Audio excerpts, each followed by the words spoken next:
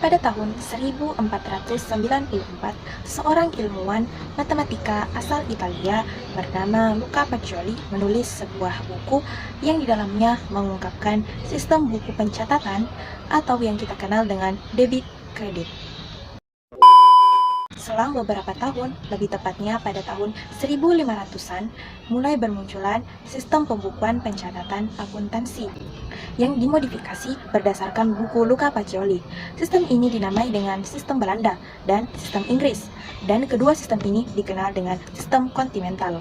Selang 200 tahun kemudian, ditandai dengan terbentuknya negara Amerika, maka sistem pencatatan pembukuan ini mengalami perkembangan yang disebut dengan sistem Amerika atau sistem Anglo-Saxon. Dan sebagai tambahan, sistem ini masih dijadikan pedoman hingga dibentuknya Komite Akuntansi Internasional atau yang lebih kita kenal dengan International Accounting Standard Committee atau singkatan dari IASC. Kemudian, IASC ini menerbitkan 41 standar akuntansi yang dikenal dengan International Accounting Standard atau IAS. Nah, selama 27 tahun beroperasi, muncullah pembaharuan pada tahun 2001 yang bernama International Finance Reporting Standard atau IFRS dengan lembaga baru yakni IASB atau International Accounting Standard Board.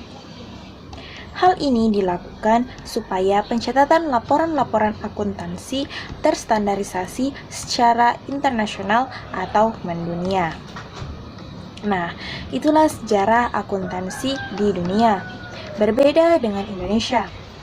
Sistem pencatatan pembukuan ditetapkan pertama kali oleh VOC, yakni pada saat Belanda masih menguasai Indonesia, yaitu tepatnya pada tahun 1642. Dikarenakan sistem ini ditetapkan oleh VOC atau bangsa Belanda, maka sistem yang digunakan yakni sistem kontinental.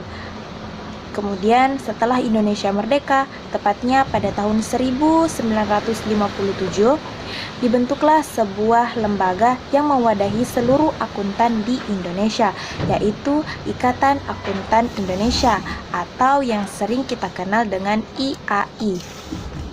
Selanjutnya, terjadi perubahan pada tahun 1960-an yang merupakan awal mula pergantian sistem kontinental menjadi sistem AS atau sistem Anglo-Saxon. Hal ini disebabkan karena banyaknya investasi perusahaan Amerika yang masuk di Indonesia. Kemudian, pada tahun 1974 ditetapkanlah prinsip akuntansi Indonesia yang kemudian dikembangkan lagi pada tahun 1984, yang dimana prinsip akuntansi Indonesia berpedoman pada standar internasional, yakni IASC, yang berlaku pada saat itu.